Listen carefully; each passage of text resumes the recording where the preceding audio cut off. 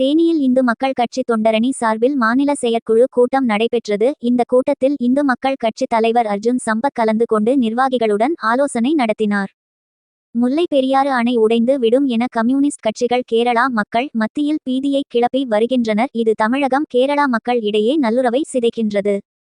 கம்யூனிஸ்டுக்காரன் திட்டமிட்டு முல்லை பெரியாறு அணை உடஞ்சிரும் கேரள மாநில மக்கள் மத்தியில் ஒரு பீதியை ஏற்படுத்தி தமிழக கேரள மக்கள் மத்தியிலே இருக்கக்கூடிய நல்லுணர்வை இந்த கம்யூனிஸ்ட்காரன் கெடுத்துக்கிட்டே இருக்கிறான். தமிழ்நாட்டுக்கு துரோகம் பண்றதே கம்யூனிஸ்டுடைய வேலையாக இருக்கிறது. இந்த கம்யூனிஸ்ட் கட்சி கூட இப்ப மு.க. ஸ்டாலின் வேற கூட்டணியில் இருக்கிறார். அதனால நம்முடைய முல்லை பெரியாறு அணையில 152 அடி வரை தண்ணீர் நிரப்பிக்கலாம்னு அணையினுடைய பாதுகாப்பும் உறுதி செய்யப்பட்டிருக்கிறது.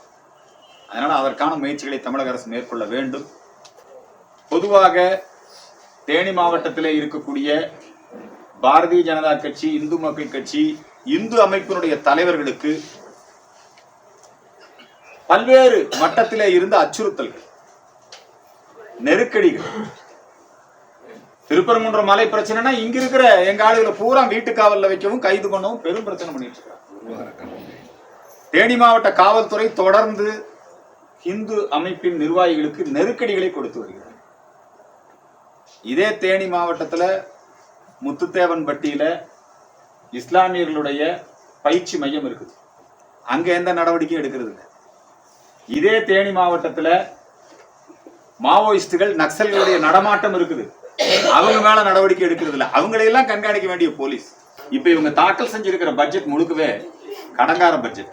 இந்த பட்ஜெட் என்ன பட்ஜெட்? கடங்கார பட்ஜெட். இன்னும் ஏற்கனவே 9 லட்சம் கோடி கடன் வாங்கியிருக்கிறாங்க.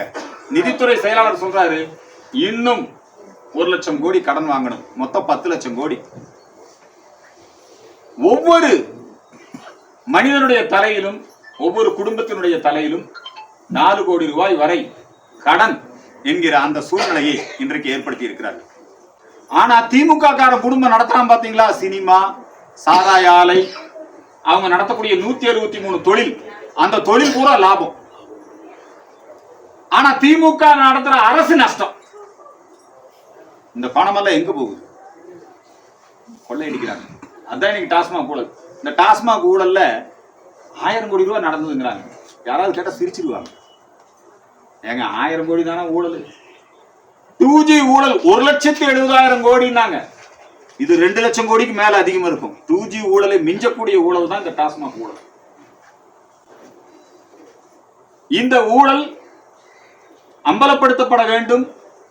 ஊரை அடித்து உலையில் போட்டு அப்பாவி மக்களுடைய உயிரை குடித்து இந்த பணத்தை பதுக்கி வைத்திருக்கிறார்கள். சாராய பணத்தை. எதுக்குன்னா தேர்தல்ல எல்லா மக்களுக்கும் விலை கொடுத்து வாங்கிடலாம். இந்த ஊழல் குற்றச்சாட்டின் மீது நடவடிக்கை எடுக்க வேண்டும் அப்படிங்கிறதுக்காக நாளைய தினம் 17ஆம் தேதி டாஸ்மாக் அலுவலக முற்றுகை போராட்டத்தை பாரதிய ஜனதா கட்சியுடைய தலைவர் திரு அண்ணாமலை அவர்கள் அறிவித்திருக்கிறார். அதற்கு இந்து மக்கள் கட்சி தன்னுடைய முழுமையான ஆதரவை தெரிவித்துக் கொள்கிறது.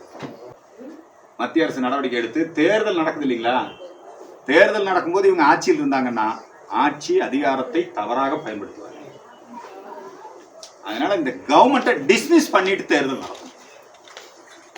மத்திய அரசு ஜனாதிபதி ஆட்சியின் கீழ் இங்க தேர்தல் நடக்கும். அப்பதான் அந்த ஓட்டுக்கு பணம் கொடுக்கறத கண்ட்ரோல் பண்ண முடியும். எல்லாம் இப்பவே திமுக அவங்க தேர்தல் வேலையில ஆரம்பிச்சிட்டாங்க. அதனால மத்திய அரசாங்கத்திற்கு இந்த வேண்டுகோளை நாங்கள் முன்வைக்கிறோம்.